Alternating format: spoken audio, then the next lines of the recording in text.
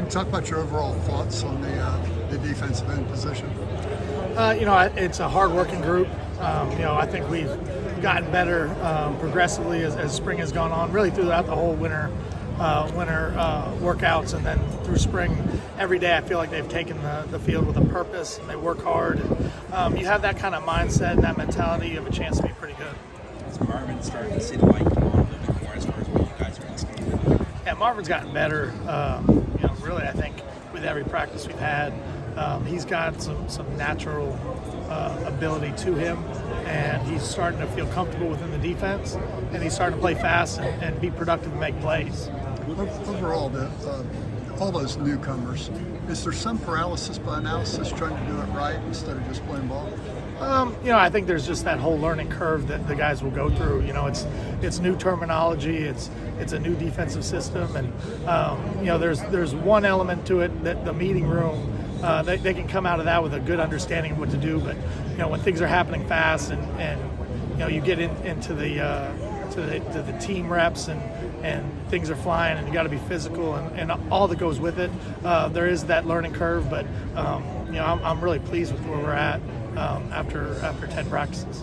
Sione is a guy who's played a lot of college ball. What does he bring to the group, and what does he kind of show from a maturity standpoint? He brings a consistent work ethic, and I think that's kind of reflective of who he is. Every day he shows up. Every day he works hard in the meeting room, takes notes.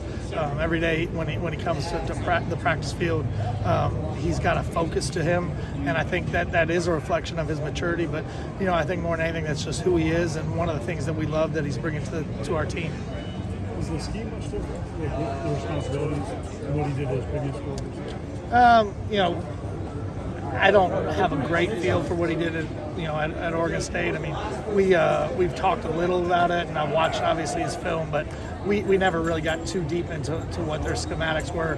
He has said this is different, and he seems to enjoy it. So I think it's going well, but we haven't really gotten into that a lot. How intriguing is Tony as a guy who can play inside and outside? Well, you need those guys that have some versatility to them, and he is that guy for us right now. And we've had other guys like that in the past. Keir Thomas kind of did some of that more on third down, went inside.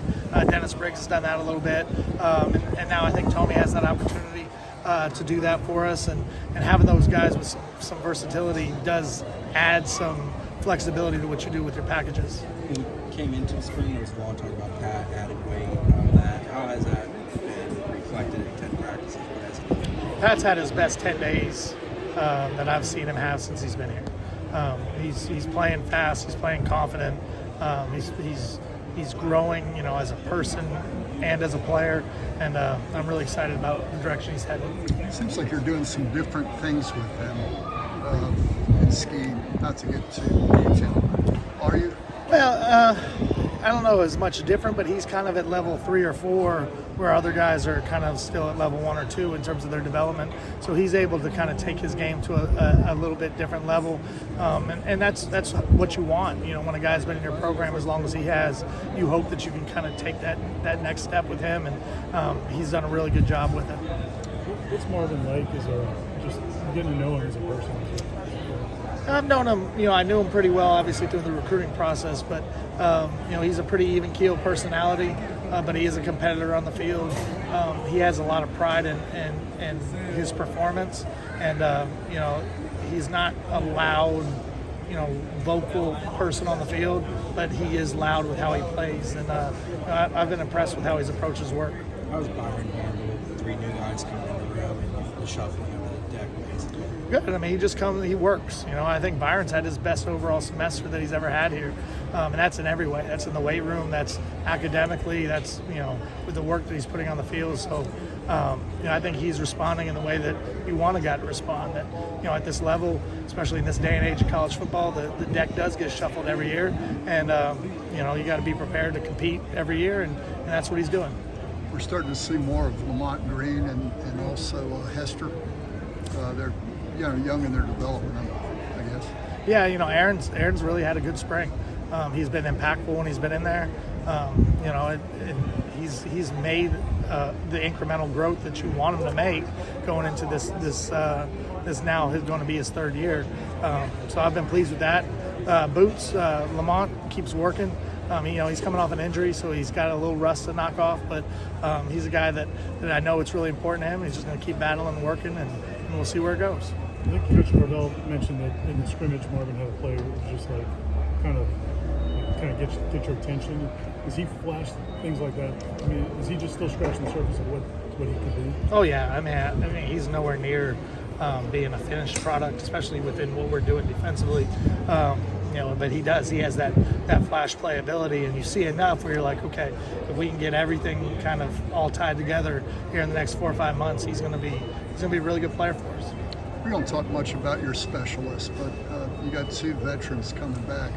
What have you seen from your kicker and punters? Some real maturity. Both of them have had really good moments this spring, and really both of them have days that they would like to probably have back. But I think the thing that is reflective of their maturity is that in both cases, when they've had days that they weren't really pleased with, they came back the next day and may have had their best days. And that is maturity. You don't let yourself get into a rut. You don't let yourself get in a hole. You have a bad day, you put it away, you move on. And they're good enough and they're experienced enough to know how to make the corrections. Return man option, so you feel confident you guys have answers there, obviously replacing me. Yeah, I feel really good about where we're at in the return game. I think we got some explosive playmakers back there, and I think it could be pretty exciting for us. Is Jalen a guy who can wear a hat and do both kicks and return? Jalen could do both. Yep, Jalen could do both. And he's done a nice job back there so far. And you get the ball in his hands enough. He's an explosive guy that's going to make some plays. How much are you trying to develop the rest of the special teams in the spring? Oh, that's a huge critical part of it.